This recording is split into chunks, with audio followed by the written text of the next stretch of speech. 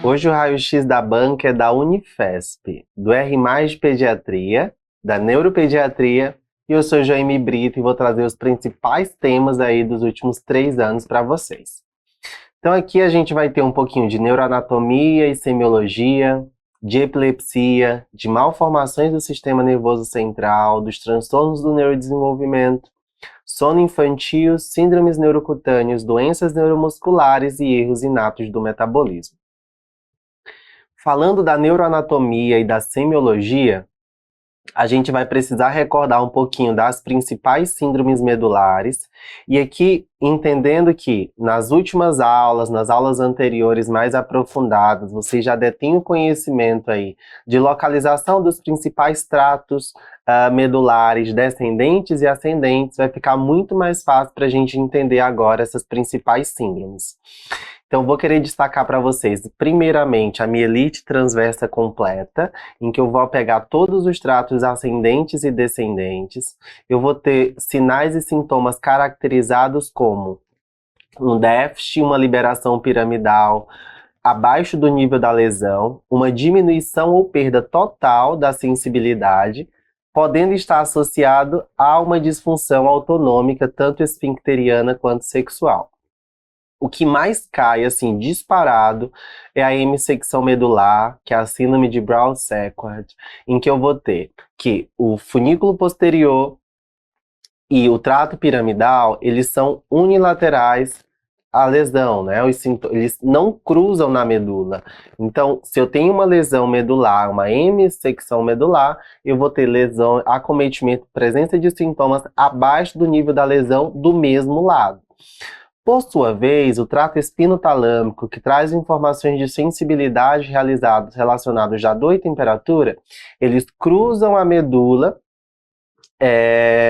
e vão causar, então, esse sintoma cruzado.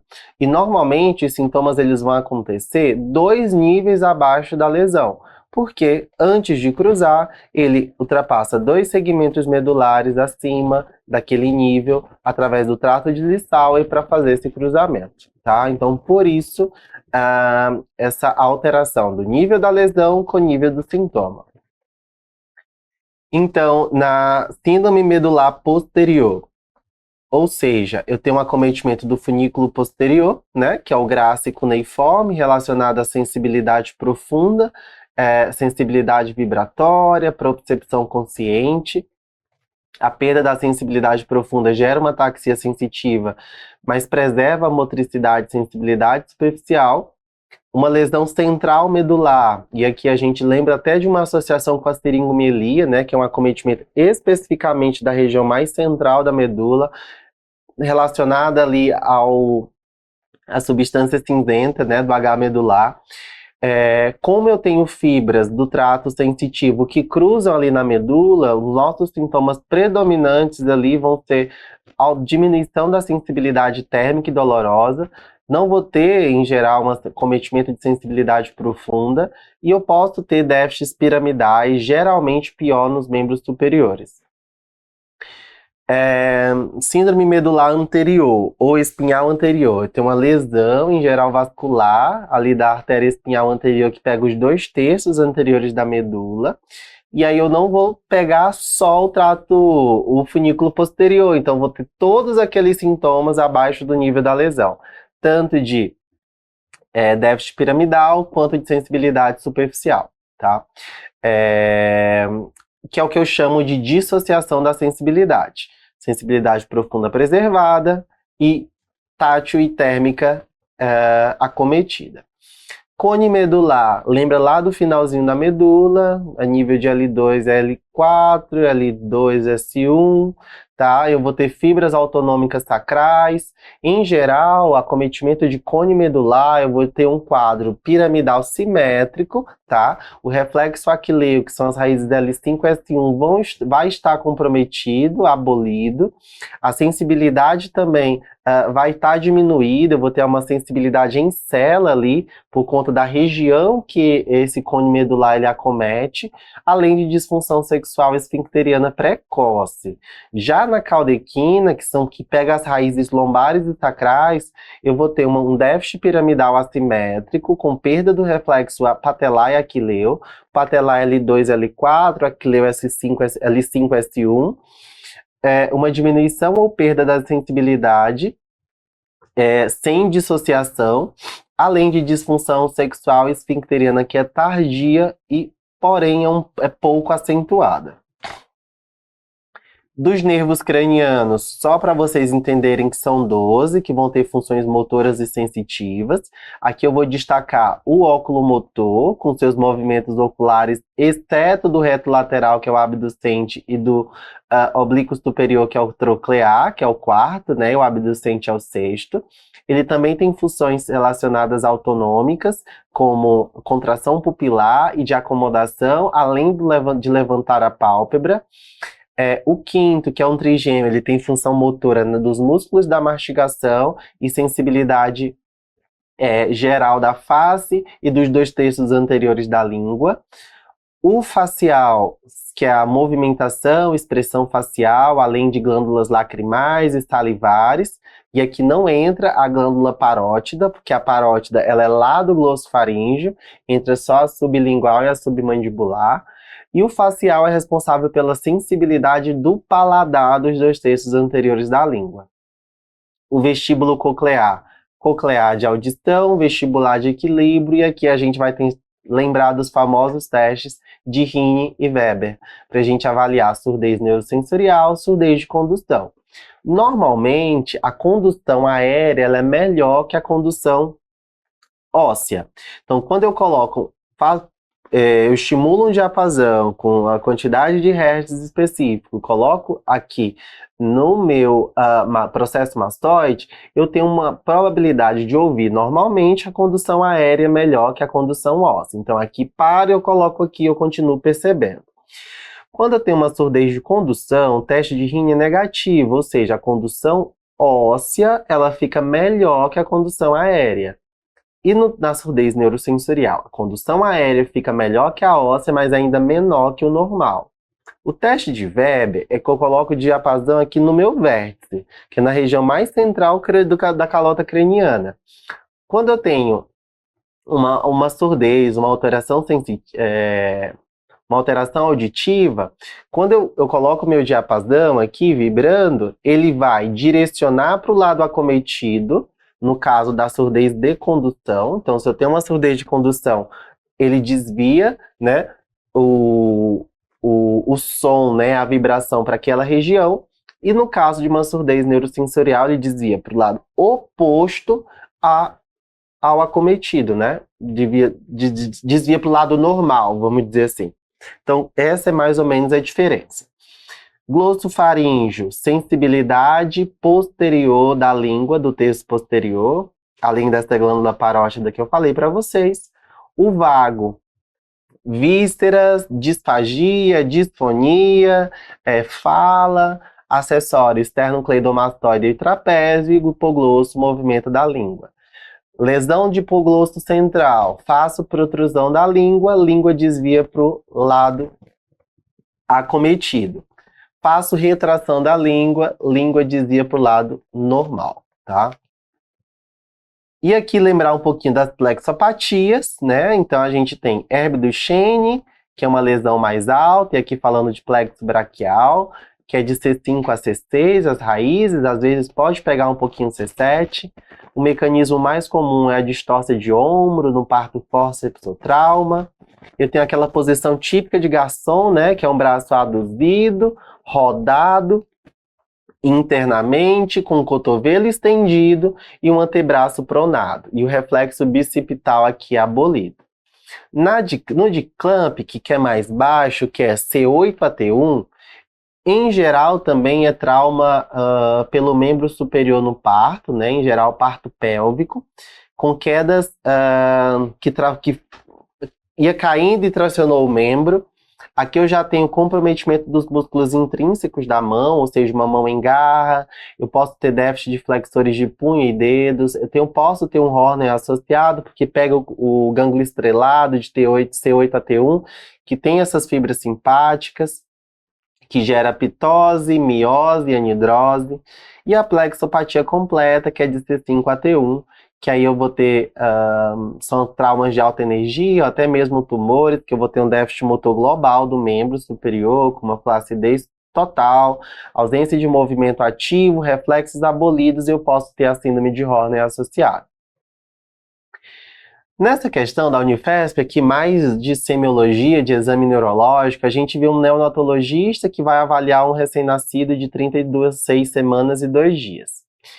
Tá no berçário, o residente avalia, passa o caso para o preceptor, descrevendo o roteiro dos achados, né? Dados vitais, estado comportamental de acordo com a classificação de Brazelton, nível de alerta, nervos cranianos, motricidade, com força, reflexo e tônus e sensibilidade.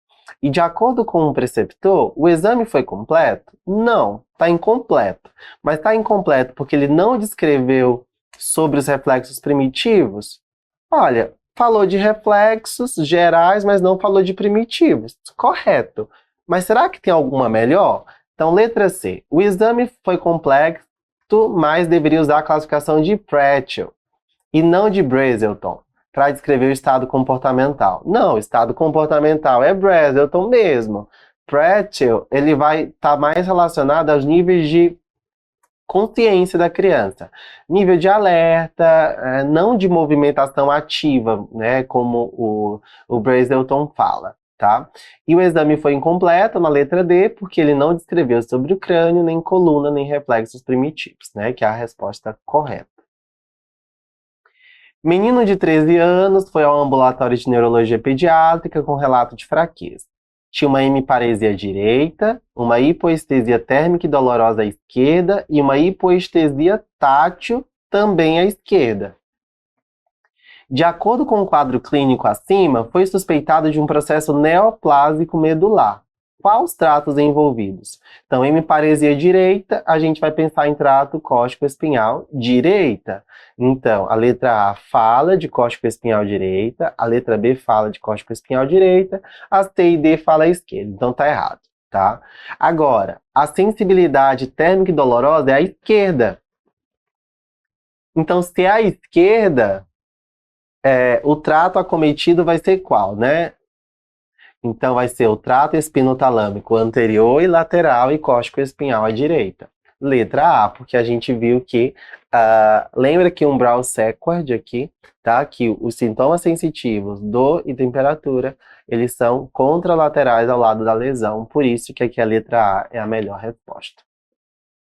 As raízes nervosas tipicamente acometidas na paralisia de Herbst-Duchenne são C5 e C6, também como a gente viu. Então, falando de epilepsia, que é um tema que deve cair esse ano aí nas provas, que são as atualizações na classificação pela ELAI de 2025. Então, a gente teve algumas modificações, principalmente no que diz respeito aos classificadores, descritores, alguns termos-chave ali, classificação se tem consciência prejudicada ou preservada, e troca de alterações motoras e não motoras para fenômenos observáveis e fenômenos não observáveis. Então, falar de consciência, a gente sempre vai pensar, avaliar por se ele percebeu o ambiente durante a crise e se tem responsividade comportamental. Qualquer um desses alterados, né, qualquer um desses critérios falhando, a gente fala de consciência prejudicada. Quando eu falo de motor e não motor, ficava muito estranho, porque a crise de ausência atípica, ela era não motora. Mas a gente entende que durante a crise eu posso ter uns piscamentos, eu posso ter uns movimentos oromastigatórios. Então, para resolver essas questões, né, esses detalhes, foi trocado de fenômenos não motor e motor para fenômenos observáveis, que são movimentos, vocalizações, para não observáveis, que são sensações subjetivas, alterações cognitivas. Lembrando também que todas essas características elas são importantes aí para a gente entender. Então, aquela questão de dizer, é uma crise focal de início motor. Não, então a gente tira também esse termo início. É uma crise de início focal motor. Não tem mais esse nome início, até como uma forma de dinamizar melhor essa classificação, tornar mais fácil aí esse processo, tá? Sobre as síndromes epilépticas, vale a pena a gente destacar aqui as epilepsias neonatais, e aqui a gente fala da autolimitada familiar neonatal, que são mutações no canal de potássio, do gene KCN, K2 e Q3, que eu não costumo ali ter alterações características no meu eletroencefalograma, mas eu posso ter crises clônicas, tônicas e autonômicas. A PUNGLUT1, em geral, o gene é o SLC2A1, tenho crises focais generalizadas, com atraso do desenvolvimento, com paroxismos motores, movimentos cefálicos e oculares. Posso ter alterações de perímetro cefálico também e uma discinesia paroxística cinesiogênica que pode estar presente. Uma alteração multifocal, uma lentificação difusa ali no meu eletroencefalograma e uma hipoglicorraquia licórica, e a dieta cetogênica é o tratamento padrão. Na síndrome dos espasmos epilépticos, em geral, no primeiro ano, entre 3 e 8 meses de vida, eu vou ter alguns genes que podem estar associados, como o ARX e o CDKL5, complexos até da esclerose tuberosa, TSC1 e T2, TSC2, da machina tuberina. Eu vou ter esses espasmos em salvas, com flexão e abdução do tronco e membros, uma ipsiarritmia no eletroencefalograma, ou até mesmo alterações em ressonância, que a gente tem que buscar alterações estruturais que podem estar presentes e podem ser causadoras da síndrome dos espasmos epilépticos. E o tratamento aqui é vigabatrina com prednisolona ou ACTH. A síndrome de Dravet é uma encefalopatia epiléptica do desenvolvimento por uma mutação no SCN1A, que é um gene canal de sódio. No primeiro ano de vida, ela já começa a manifestar seus sinais ali, principalmente associada a um antecedente de crises febris complexas, que evoluem para um padrão mais hemiclônico, e aí depois ausência atípica, crises tônicas, crises tônico-clônico generalizadas, e que tem um padrão mais multifocal generalizado no eletroencefalograma. O valproato e clobazam são uma combinação perfeita aqui, o canabidiol nos casos refratários, e evitar bloqueadores de canais de sódio, como carbamazepina, fenitoína, lacosamida, tá? E a epilepsia mioclônica tônica, que é a DUS, no primeiro ao quinto ano, eu tenho variações no EEG conforme o tipo predominante de crise, são mioclonias seguidas de crises de queda, e o valproato, levetiracetam e clobazam são opções, bem como a dieta cetogênica.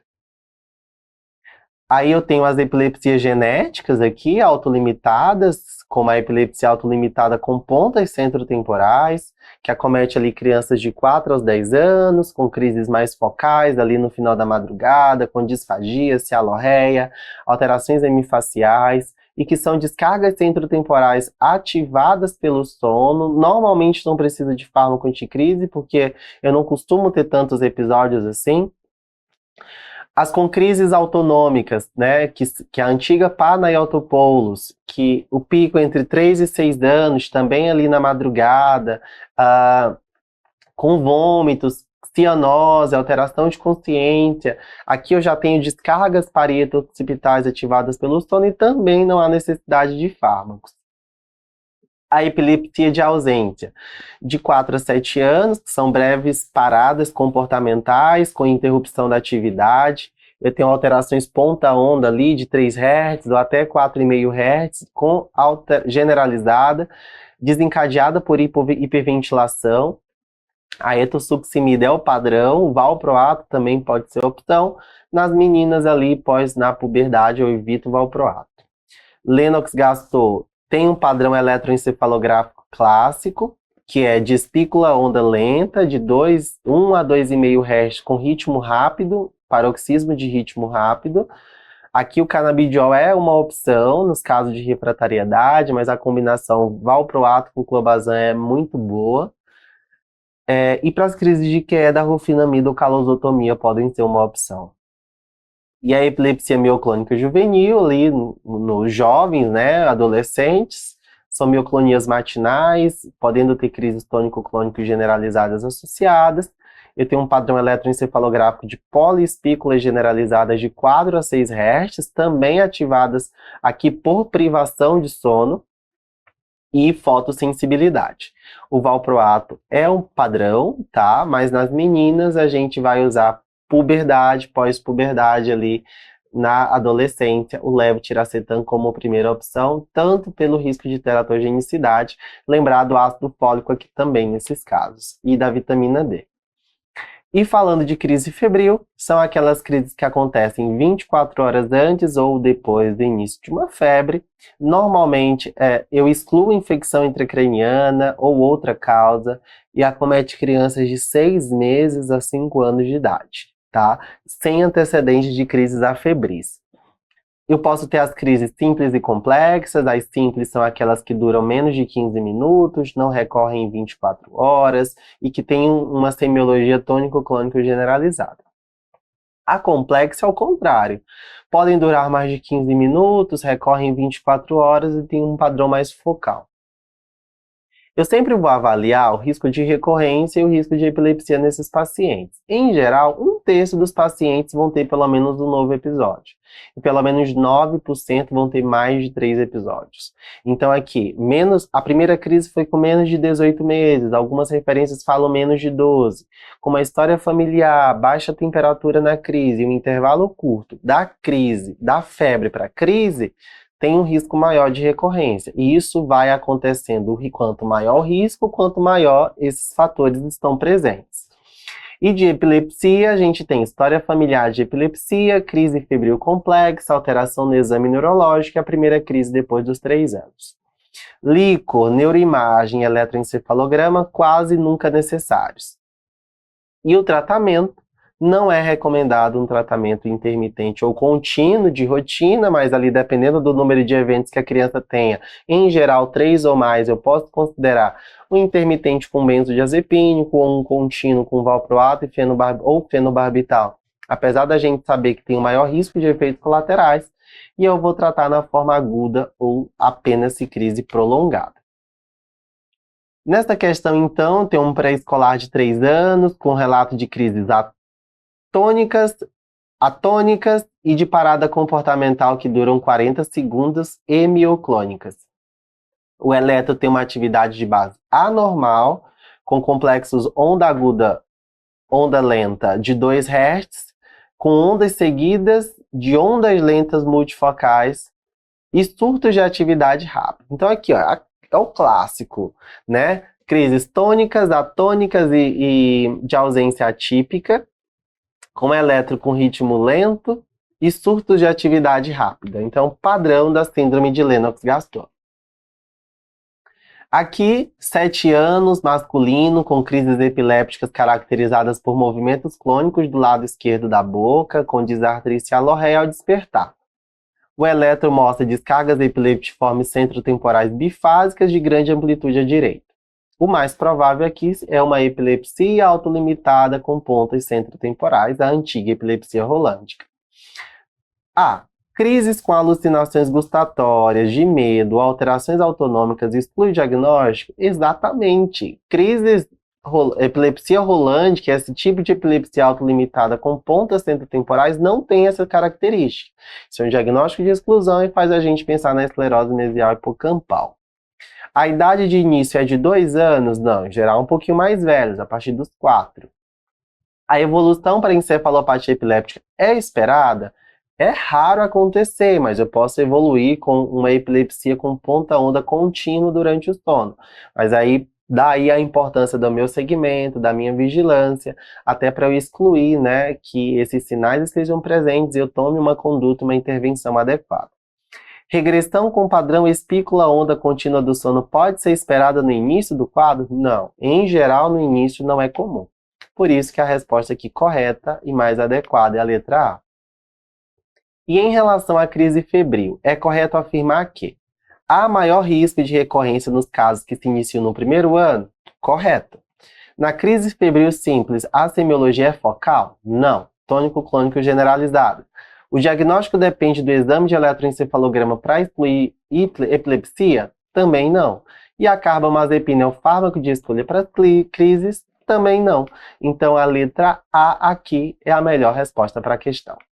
O próximo tema são as malformações do sistema nervoso central, que aqui para a Unifesp, assim, vocês têm que ter na mente, tá? Que vai cair alguma questão desse assunto. Então, sobre as síndromes neurooculares congênitas, a gente vai lembrar da síndrome de Duane, que aqui é basicamente alteração ocular.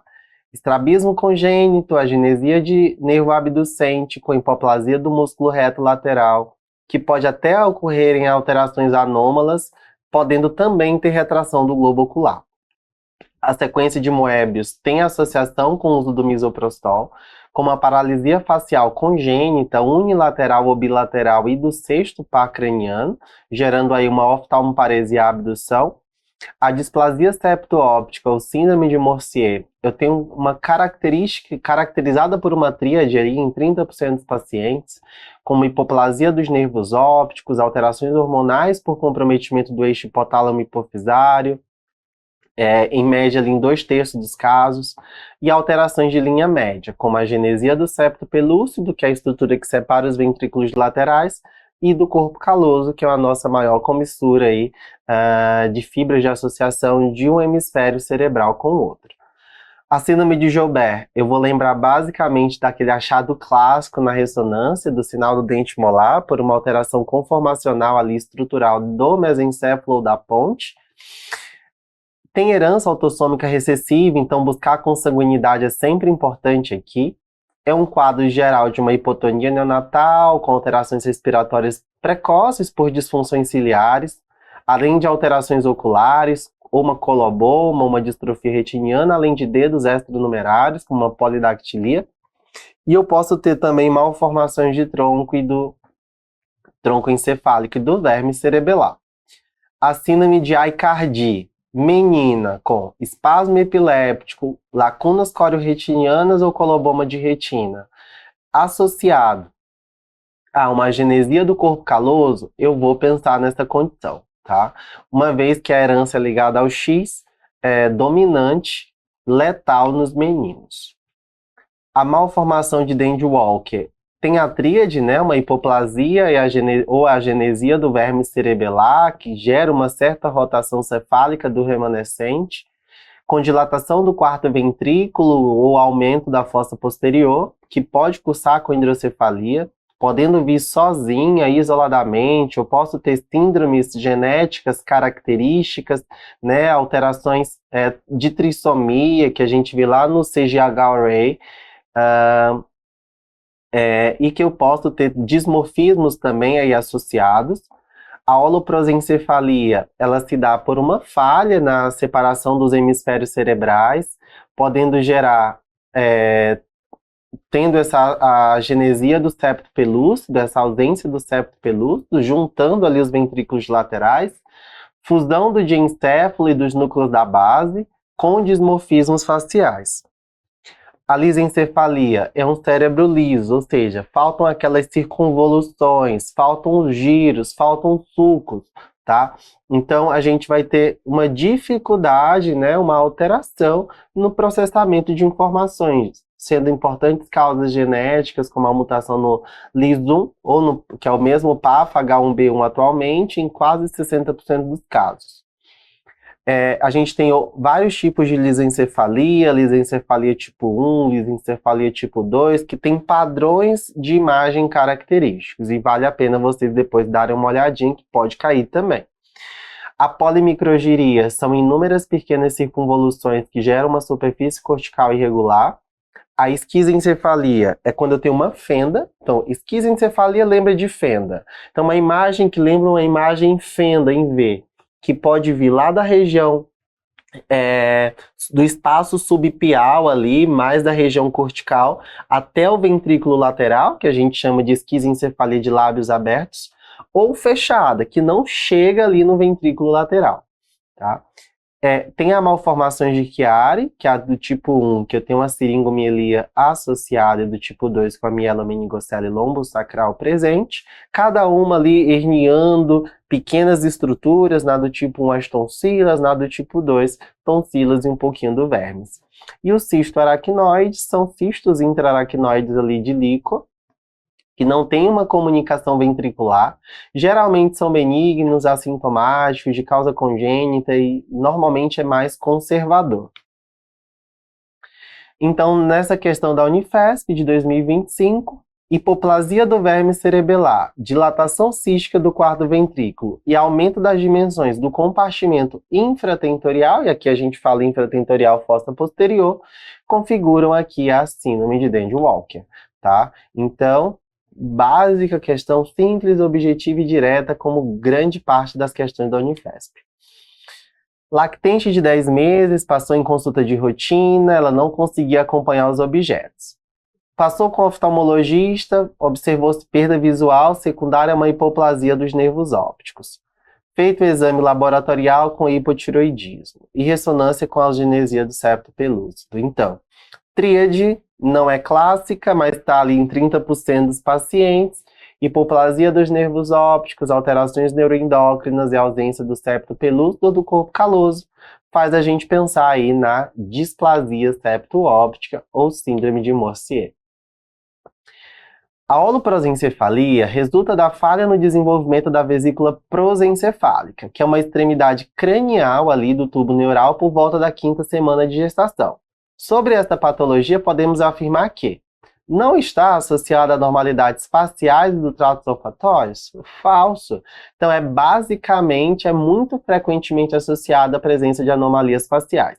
Que aí eu tenho as suas várias formas, né? A ciclopia, a sebocefalia, a etimocefalia, sendo que a ciclocefalia e a sebocefalia são formas bem graves, tá? Que estão presentes ali na forma alobar, que é a mais grave, e a etimocefalia na forma lobar, não, mas até na forma semilobar a gente pode avaliar e pode presenciar.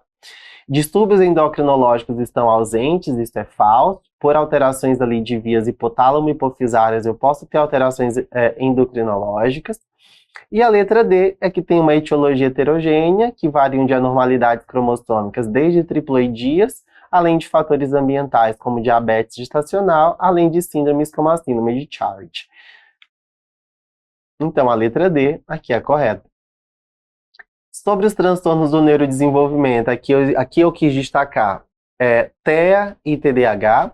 Então, eu coloquei, para os critérios do DSM-5 para autismo, eu tenho déficits persistentes em comunicação e interação social, com 2 ou mais comportamentos restritos e repetitivos, que iniciaram no período inicial do desenvolvimento, com prejuízo significativo e não explicado melhor por um DI ou atraso global.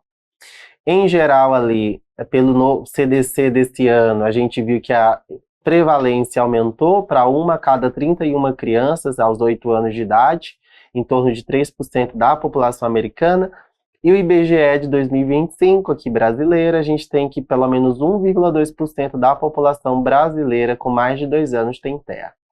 É mais comum em meninos, os sinais são na primeira infância, tem uma herdabilidade de 80%, tem síndromes genéticas clássicas associadas ao TEA, como X frágil, RET, neurofibromatose, deleção do 22q11.2, que é a síndrome de Digeorge, e comorbidades comuns como TDAH, DI, transtorno de ansiedade, transtorno de sono e epilepsia.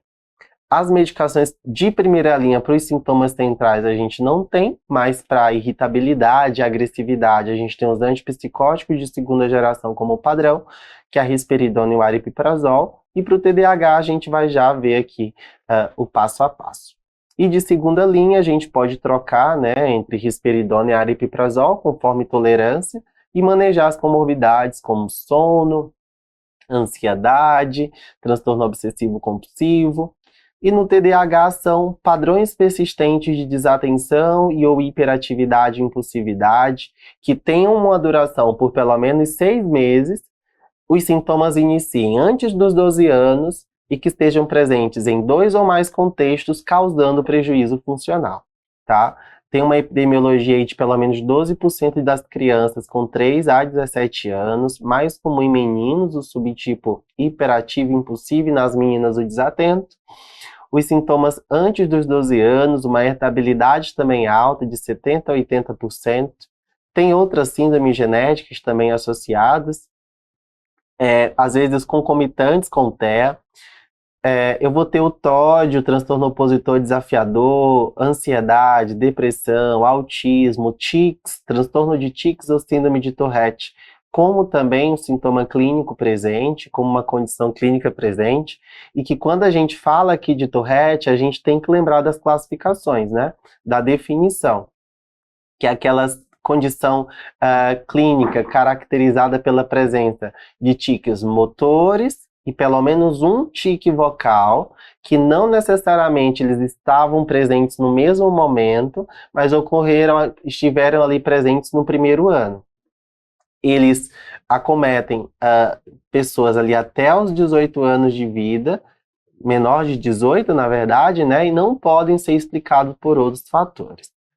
A medicação de primeira linha são os psicoestimulantes, o metilfenidato e as anfetaminas. Para os menores de 6 anos, né, a gente tem a terapia cognitivo-comportamental como prioridade.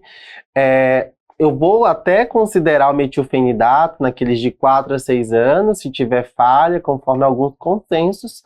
E de segunda linha a gente tem os não estimulantes, como a clonidina, guanfacina, atomoxetina, que é o inibidor específico da noradrenalina, tá?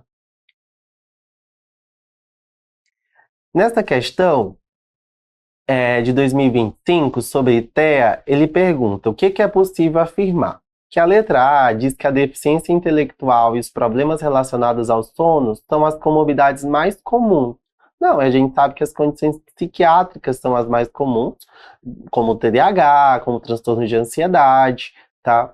Com relação às investigações, as recomendações da investigação genética, o cariótipo, o microarray e a pesquisa dos X-frágios são realizados em todos os casos, independente do fenótipo. Então, hoje a gente sabe que uma avaliação genética é essencial, não para o diagnóstico, mas para me ajudar em casos de alterações dismórficas ali presentes, favorecer ali a minha expertise clínica, até para ajudar o paciente em relação a outros aspectos que aquela síndrome possa trazer para ele.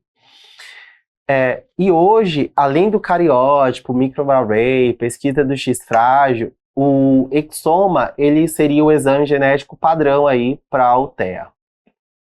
Como nenhuma criança com TEA se desenvolve da mesma maneira, o que faz disso, né, ser um espectro, o plano terapêutico individualizado seria adequado, correto, e no diagnóstico do TEA, a ADOS-2 é aplicado aos pacientes a partir dos 2, e aqui a gente fala que é a partir dos 12 meses, a partir dos 2 anos é a escala CARS.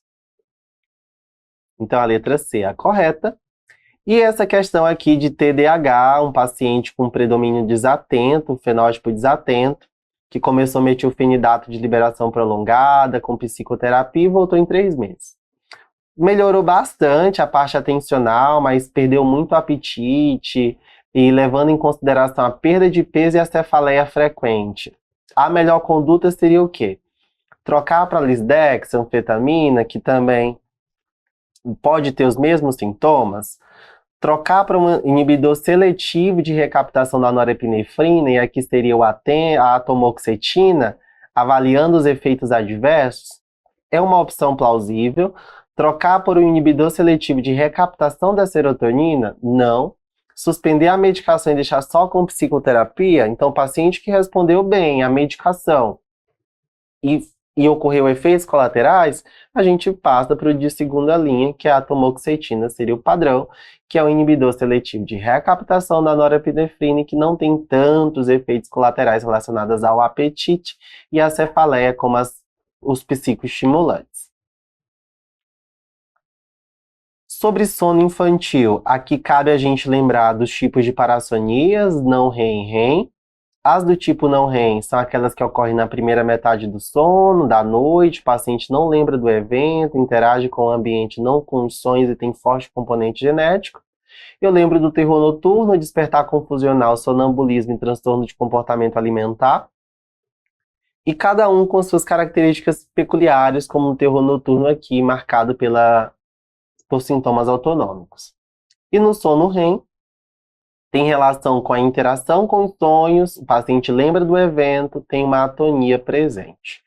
No transtorno comportamental do sono REM, que eu observo nas sinucleinopatias como doença de Parkinson, que tem movimentos ativos durante o sonho, com ausência de atonia.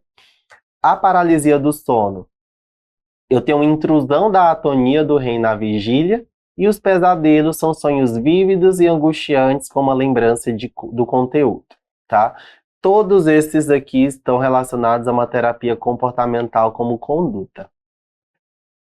De narcolepsia e síndrome de pernas inquietas, de narcolepsia a gente tem que lembrar da clínica, que é uma hipersonolência diurna, com paralisia do sono, com ataques de sono, com cataplexia, que são perdas de tono sem perda de consciência, em geral associada a riso, que é a cataplexia gelástica, com alucinações hipnagógicas, né, ao dormir e ao acordar, que são as hipnopômpicas.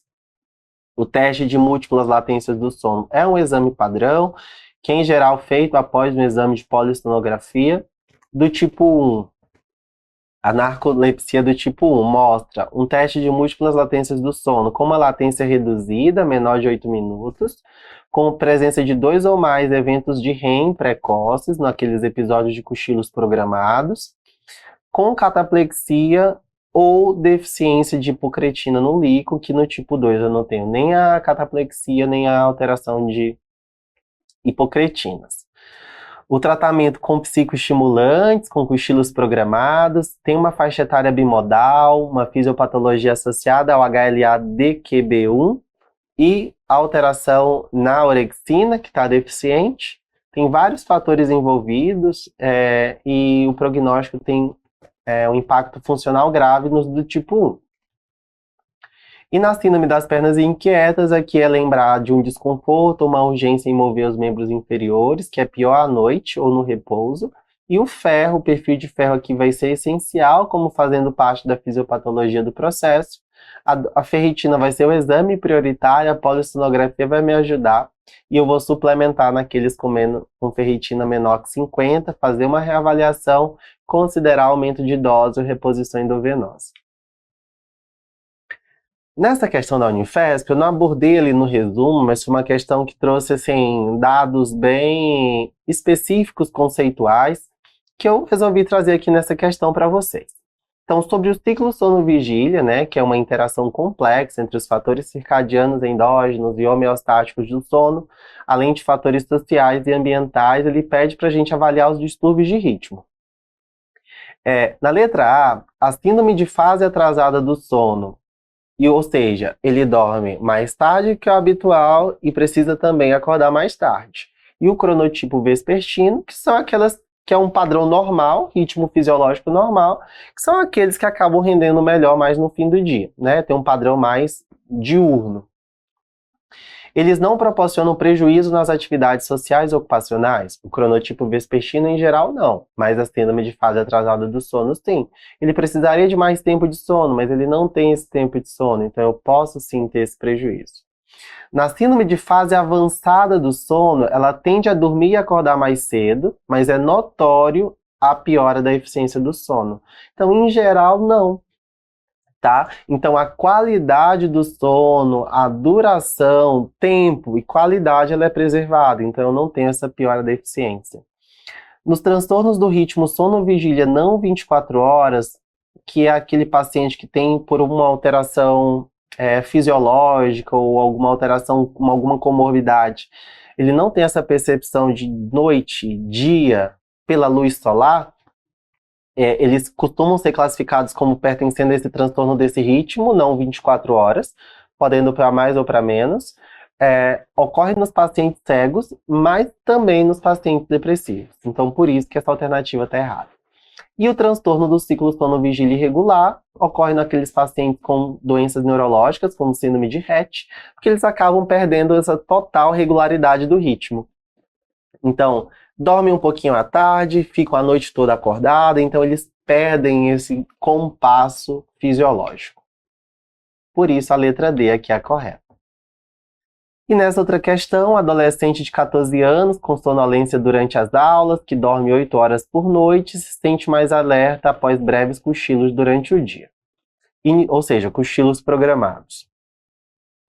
Recentemente iniciou com episódios de perda de tônus após dar risada, cataplexia gelástica, mas que não perde consciência, o que define ainda mais a cataplexia. Considerando o diagnóstico mais provável aqui, que seria a narcolepsia tipo 1, é correto afirmar que os níveis de hipocretina no líquido estão elevados? Não, estão reduzidos. Teste de múltiplas latências do sono normal? Alterado. Latência do sono reduzida para menos de 8 minutos e presença de 2 ou mais eventos REM nesses períodos programados. Psicoestimulantes vai ajudar, tá? A deixar mais alerta, reduzir essa hipersonolência diurna. Então, são opções terapêuticas. E as alucinações hipnopômpicas são aquelas ao acordar e as hipnagógicas de go to sleep, ao dormir. Então, teve uma inversão aqui dos conceitos, por isso aqui a melhor alternativa é a letra C. Sobre as síndromes neurocutâneas, eu vou destacar para vocês as principais, que é a neurofibromatose tipo 1, 2, uma neurofibromatose tipo 1-like, que é a Legius e esclerose tuberosa. Na neurofibromatose, eu tenho uma herança autossômica dominante, isso é importante, sendo uma mutação no cromossomo 17 na neurofibromatose tipo 1 e no 22 na do tipo 2.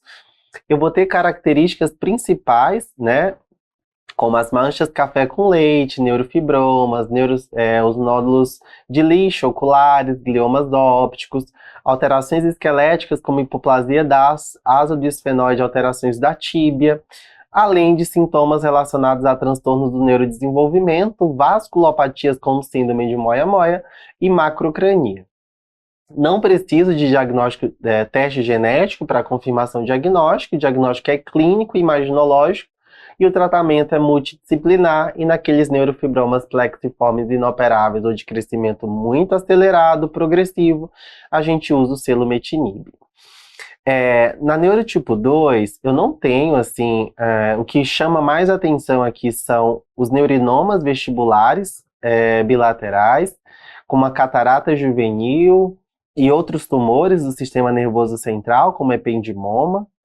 Na síndrome de Legius é mais uma mácula, café com leite com pitose, que é o que chama a atenção, é a dica prática. E na esclerose tuberosa, eu tenho também uma alteração genética autossômica dominante, por mutação no TSC1 e TSC2, que codificam a amartina e tuberina, respectivamente. A mutação no TSC2 ela é mais comum, tá? Tem envolvimento multissistêmico, com máculas hipomelanóticas, angiofibromas, placas de Chagrin, rabdomioma cardíaco, outros rabdomiomas, angiomiolipoma renal e no sistema nervoso central, lembrar do túber cortical, dos nódulos subependimários, dos astrocitomas subependimários de células gigantes. O diagnóstico é clínico e imaginológico, ele pode fazer parte do complexo da esclerose tuberosa, como a epilepsia, às vezes de difícil controle, do tipo espasmo epiléptico, a vigabatrina vai ser a primeira opção aqui. E naqueles casos refratários, eu posso me valer do canabidiol e do everolimus também, bem como para os casos de rabdomiomas, porque acabam influenciando na via da mTOR. Sturge-Weber, eu vou lembrar de mancha e vinho do Porto, né, no primeiro ramo do trigêmeo, alterações de atrofia e calcificações corticais ipsilaterais à mancha do vinho do Porto, gerando uma epilepsia refratária e o glaucoma como uma alteração oftalmológica presente. A mutação aqui é somática no gene GNAC.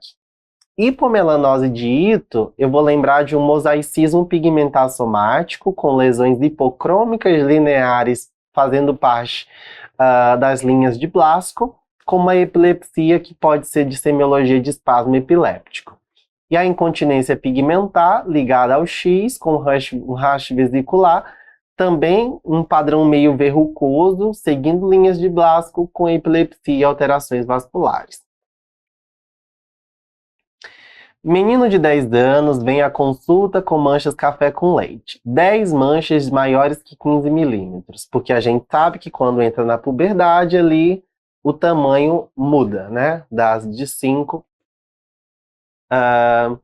para um outro valor, para 1,5 centímetros, que são 15 milímetros. Então, além disso, ele tem essas sardas axilares e os neurofibromas subcutâneos. Então, a gente consegue, através disso, já ter um diagnóstico de, como eu tenho 2 ou mais características principais, de falar em neurofibromatose tipo 1. A letra A fala que é preciso um teste genético, a gente sabe que não. Fala que o selumetinib está indicado em pacientes com neurofibroma plexiforme inoperável e está certo. Com relação às complicações, a hidrocefalia só ocorre por obstrução dos gliomas? Incorreto. Pode ser por presença de neurofibromas, acometendo medula, alterações outras ali, crescimentos tumorais, a Focal Area of Signal Intensity, que é o phase, que são alterações de substância branca, e os gliomas de vias ópticas são critérios diagnósticos radiológicos? Não são, tá? Não entraram nos critérios radiológicos. Por isso, a letra correta é a B. E essa outra questão fala de um lactente de 7 meses de idade, que veio com eventos paroxísticos de flexão de tronco e região proximal de membros superiores.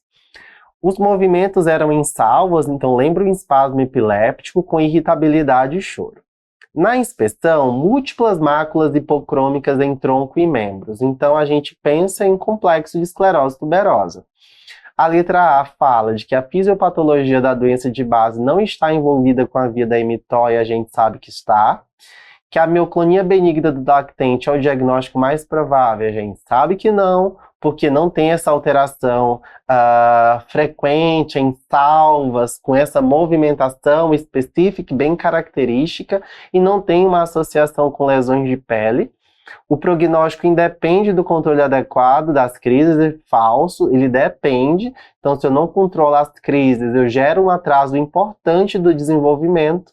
E a hipsiarritmia é um padrão eletroencefalográfico esperado justamente pelo tipo de crise epiléptica que a gente vê nesses casos. Por isso aqui, a alternativa correta é a letra D. Das doenças neuromusculares, eu quero destacar algumas para vocês. Então, a primeira delas é a atrofia muscular espinhal e a distrofia muscular de Duchenne. Então, de AME, o que a gente precisa saber? Que tem herança autossômica recessiva, que a deleção é homozigose em mais de 95% dos casos do exon 7, e que eu tenho que o número de cópias do SMN2 ele influencia no prognóstico. Eu tenho uma fraqueza em geral proximal, com hipotonia, reflexia, fasciculação de língua e polimimioclonos, e varia em níveis subtipos 1 a 4, conforme o marco motor adquirido, e isso vale mais do 1 até o 3 aí.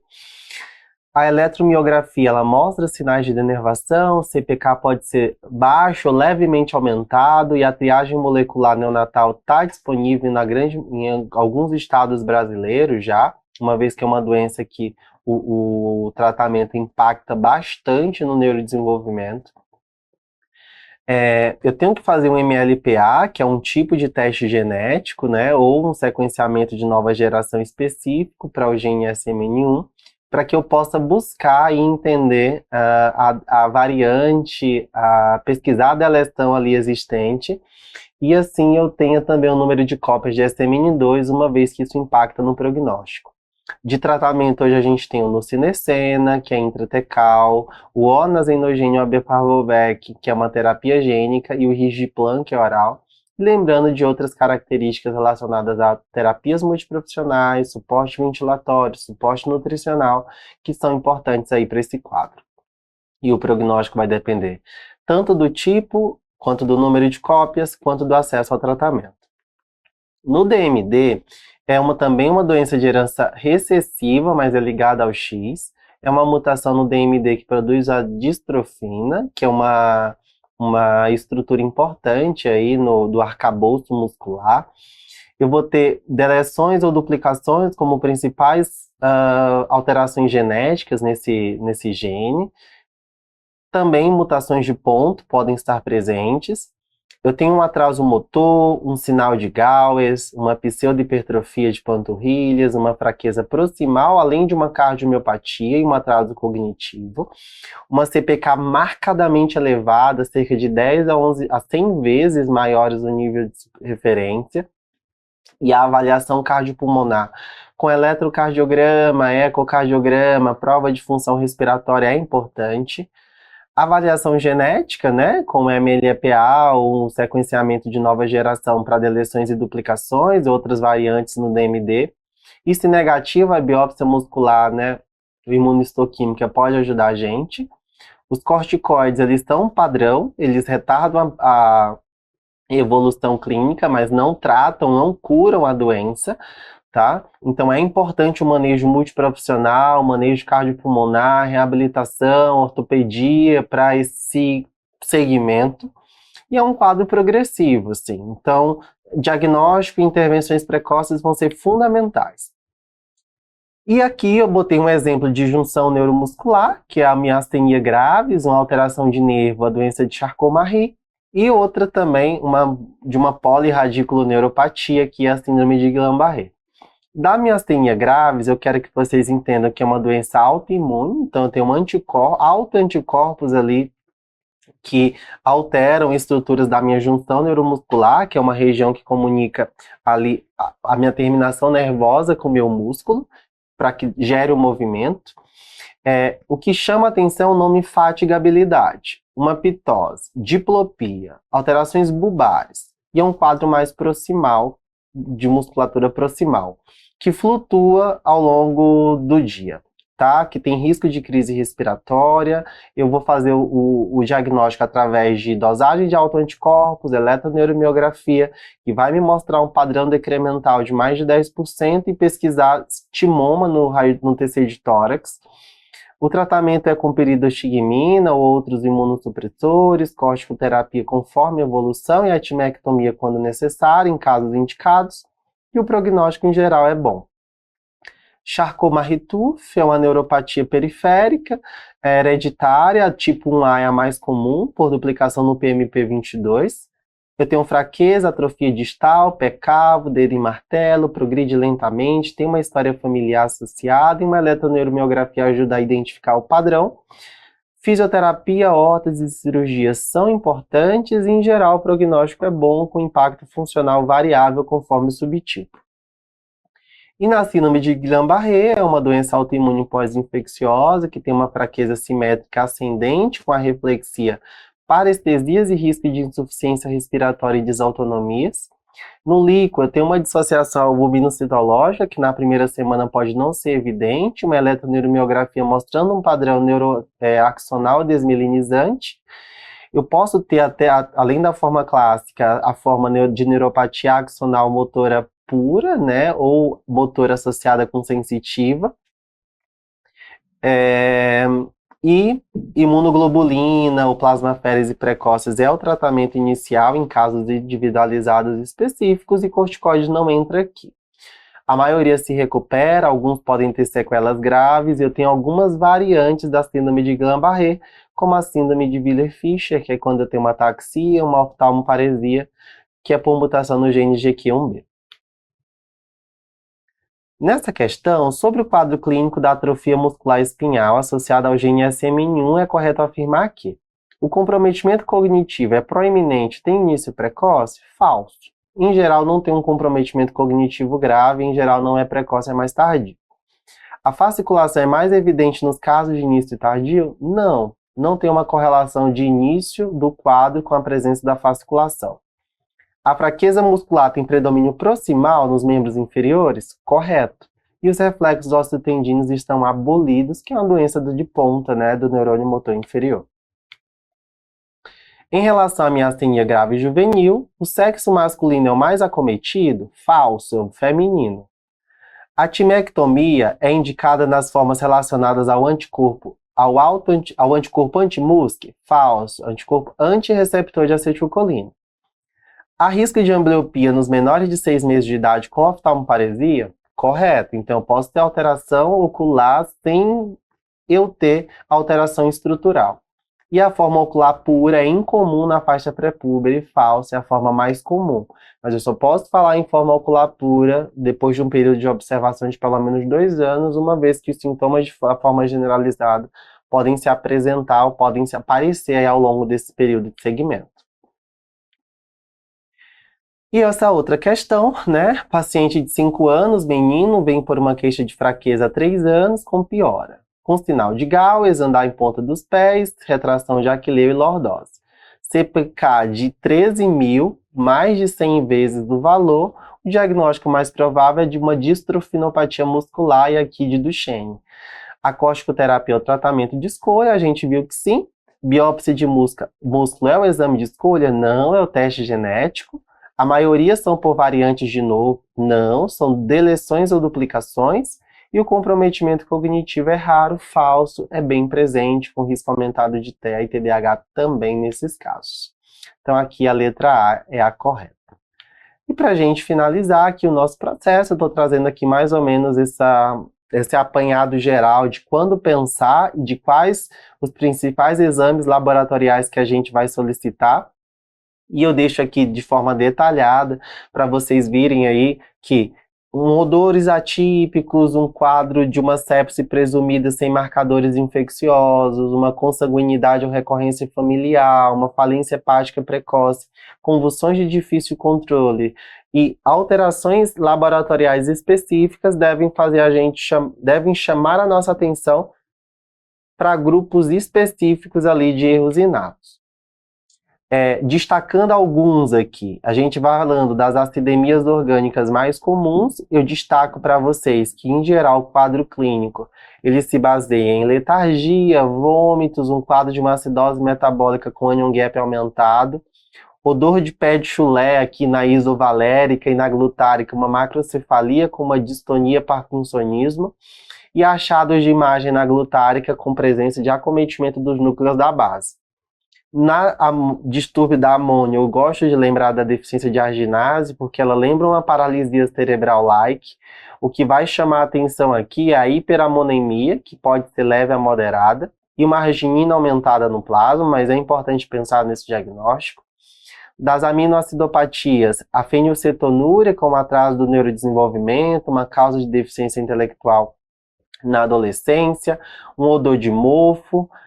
Na doença da urina do xarope do bordo, a gente tem que lembrar desses quadros aí de descompensação global, de descompensação metabólica associada a insultos infecciosos, tá? Bem como nas demais aí do mesmo grupo, com alterações específicas ali de substância branca. E a hiperglicidemia não cetótica, eu vou ter um quadro de uma encefalopatia, epilepsia de difícil controle, e que nos laboratoriais eu vou ter uma relação de glicina no líquido sobre o plasma aumentados. E na glicogenose tipo 2, que é uma glicogenopatia, como o próprio nome diz, eu vou ter, além da hipotonia grave, uma cardiopatia com uma alteração respiratória importante, com uma CK aumentada e uma deficiência da atividade da alfa-glicosidase ácida, que é o que eu vou repor aí na forma de tratamento quinzenalmente.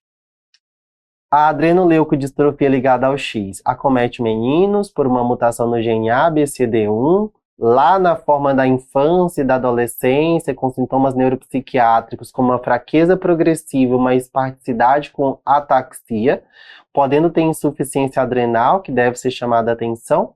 E eu vou encontrar ácidos graxos de cadeia longa aumentados no sangue, com uma ressonância com desmelinização parieto-occipital.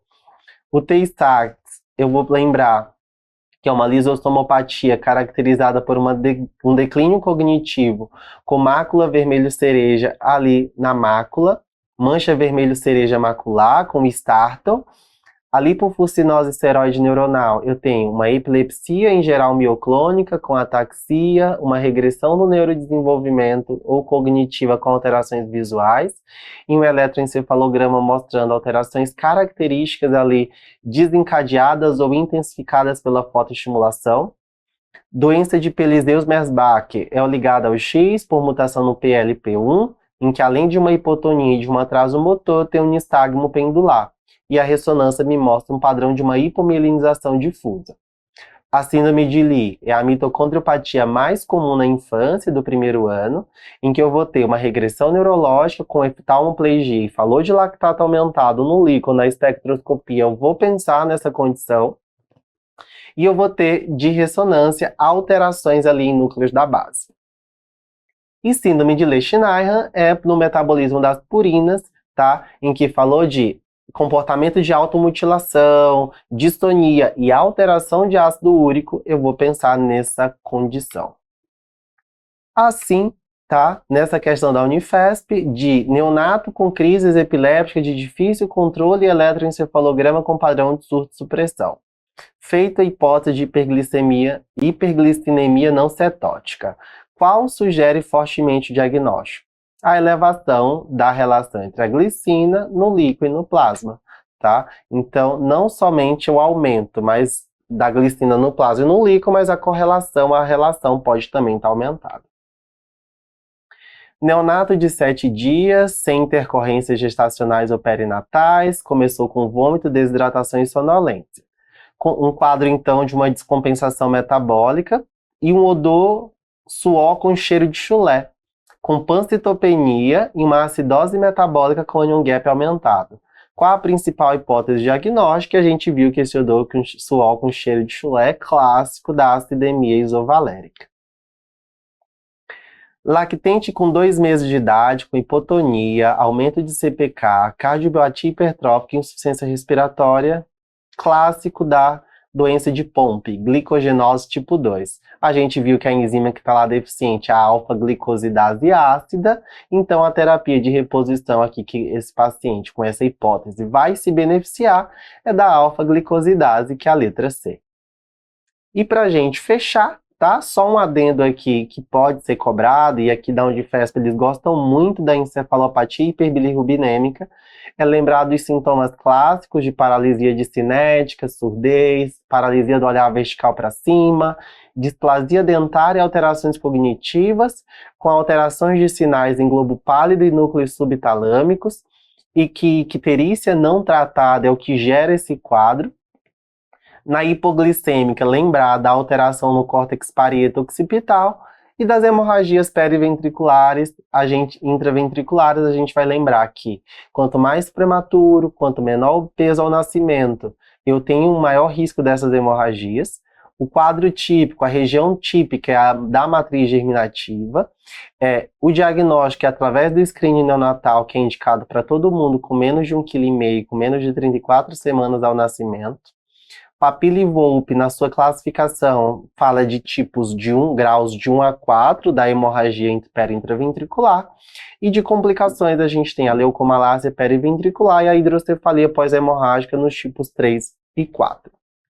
E nessa imagem ao lado a gente vê que o grau 1, restrito à matriz germinativa, grau 2, entra no ventrículo, mas não dilata e acomete menos de 50%. O grau 3, pega ventrículo, dilata ou pega mais de 50%. E o tipo 4 é quando se estende aí para o parênquima cerebral. Feito isso, pessoal, acabamos aí o raio-x da banca de hoje da Unifesp. Foi também bem extenso, mas eu tentei trazer os principais tópicos aí para vocês acertarem mais de 70% das questões aí dessa prova. Um abraço a todos e eu estou à disposição.